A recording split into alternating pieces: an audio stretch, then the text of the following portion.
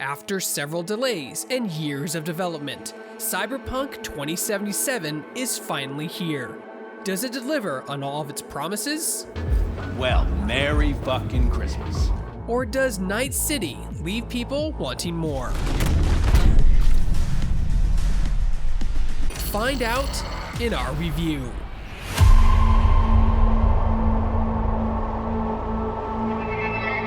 There's a lot I want to say about Cyberpunk 2077. A lot that I want to digest and break down. But as I sit here, it's hard to sort through it all. There is a lot that I love, a lot that I want to praise. There's also a lot of bad. Things like game-breaking bugs and graphical issues with NPCs and characters within the world.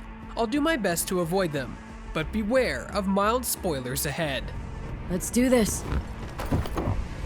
If you're looking for a world full of great stories and side quests, then you've come to the right place.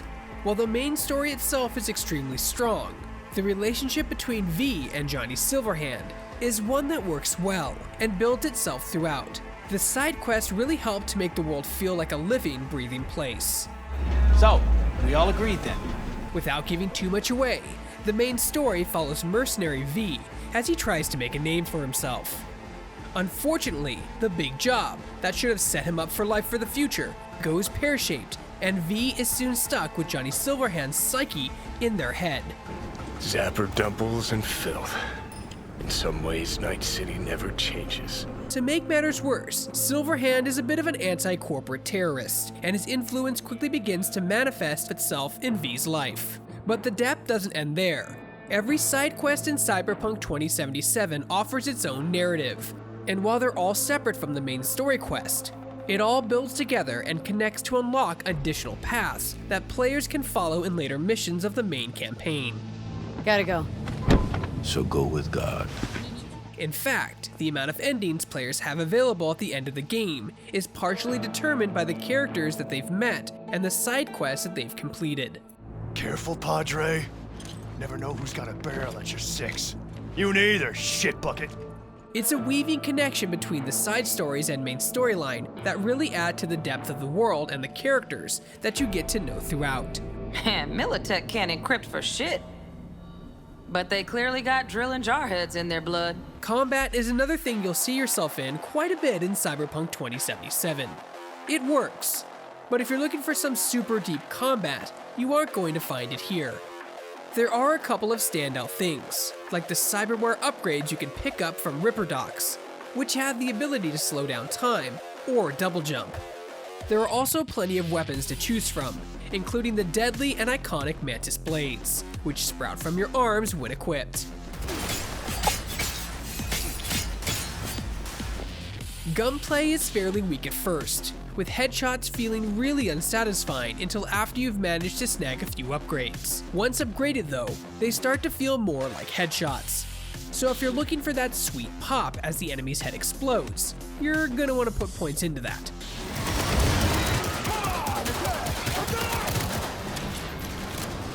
If you want more out of combat, then I definitely suggest putting more thought into the various skills and cyberware that you can invest in, as they really help to make it feel less like a point-click-kill simulator. Go on, kid. Show them what you're made of. Unlike standard RPGs, which make you choose from preordained classes, Cyberpunk 2077 allows you to pick and choose the skills you want from 5 main categories. These categories can be combined together in any way you want, allowing you to make a stealth hacker, a melee-focused stealth hacker, or whatever else you want to make by combining the various skills that you can unlock. The system is also incredibly forgiving, as you can spend much of your time focusing on the one attribute, and then just shift your focus later as you continue to level up and unlock new abilities and skills. There's also the option to respec, something that most RPGs offer these days, though it is a bit costly. It's so cliched, it's embarrassing. If exploration is more your thing, then Night City has plenty to offer here. While the world isn't quite as awe-striking as the large open worlds that we've become accustomed to over the years, there's a lot of content packed into the alleyways and streets that make up the city. Side quests and other open world activities can be found all throughout the city and the Badlands that surround it, so there's no worry about running out of things to do. How about a round or two? What do you say? There are plenty of clothing options and vehicles, which really lets you build your character's fashion and style however you want. There is an armor system in place, though you can do away with most of that worry, thanks to some of the subdermal cyberware upgrades you can purchase from Ripperdocs. Kuroshi optics. Best I've got, and should be about right under the circumstances. The voice acting is another great piece of the puzzle, and while the celebrity spotlight falls on Keanu Reeves throughout much of the story, the real shining lights here are characters like Judy Alvarez, the voice actors for both male and female V, and the other supporting characters that appear. Looks like we're all in this piss pot together. Compared to many of these other actors, Keanu's performance can come off really stiff at times, though it does even out as you continue through the game. Trust me, don't trust me. I don't give a fuck. It's the least of our worries anyway. Some of my best moments in Cyberpunk 2077 have come from simply walking or driving through the world from one objective to the next. The conversations that NPCs have as you walk by, and the sheer volume of people moving around the city helps bring the world to life. Do you truly believe that those who have sold you your mechanical eyes have resisted the temptation to peek through them? There are some not so great development choices with the traffic AI, like the fact that they aren't coded to pass around stopped vehicles, instead just piling up and then despawning as you move your camera around. But these are less bugs, and more so strange development choices. The way that the NCPD spawns work is also questionable. It is immersion breaking, but as someone who's played without getting the cops called on them that often, I never really had to worry about it too much. It is still an issue though, and one of many that are worth discussing. Looks like I was right. While Cyberpunk 2077 is beautiful, and both the main story and side story quests are strong, the game has a lot of weaknesses to account for. I personally didn't run into too many graphical issues, though I did experience other issues with the game. The RTX 380 in my rig took everything that the game had to throw at it and handled it exceptionally well, though I did notice some textures popping in during exploration, as well as NPCs and cars sometimes phasing through solid objects. I realize that not everyone is as lucky as I am in that regard. Chances are you're going to run into one of the many other issues plaguing Cyberpunk's beautiful world. Not as sophisticated as what we got here, but should do the trick. Throughout the 50+ hours I've spent in the game, I've experienced a myriad of bugs. Some were simple, like having my clothes magically unequip themselves between missions.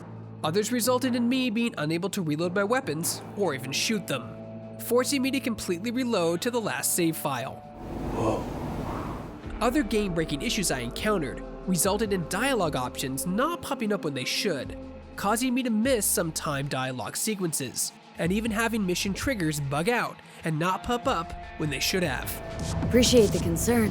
The game, though an RPG, doesn't offer any real way to customize your character outside of clothing changes after you complete the initial character creation.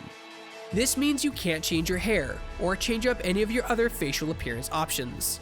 This is more preference than necessity, but as an RPG, you'd expect to have a way to change up how your character looks throughout the game.